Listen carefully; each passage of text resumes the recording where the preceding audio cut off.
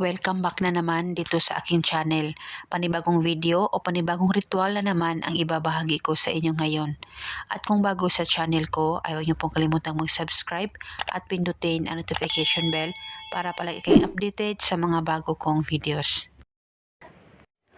Gusto mo ba na buong magdamag siyang mababalisa sa kakaisip sa'yo? Yung ikaw lang talaga ang pakakaisipin niya at ikaw lang ang laman ng isip niya. Lalong-lalo na kung minsan ay nararamdaman mo na ikaw ay baliwala na sa kanya. Gawin mo lamang itong ritual na ibabagi ko sa inyo ngayon. Dapat kayo ay palaging naniniwala sa mga ganitong pamamaraan.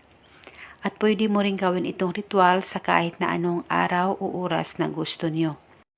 At payo ko lang sa inyo, pagkatapos mong magawa ang ritual, ibaliwala mo lang, huwag mong isipin na ikaw ay gumagawa ng ritual sa kanya, nang sa ganon, ikaw ay mamangha na lang sa maging resulta nito. Ang gagawin mo lamang ay kunin mo lamang ang larawan niya, actual photo niya o larawan niya dyan sa cellphone mo. At pagkatapos ay titigan mo lamang ito ng maigi. Mag-focus ka, mag-concentrate ka, pagkakaisipin mo siya. At habang tinititigan mo ang larawan niya, ay ibulong mo lamang ang spell na ito.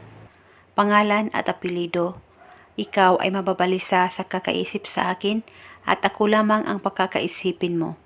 At pwede ka pa magdagdag ng hiling kung gusto mo. At ibulong mo lamang ito ng 7 beses.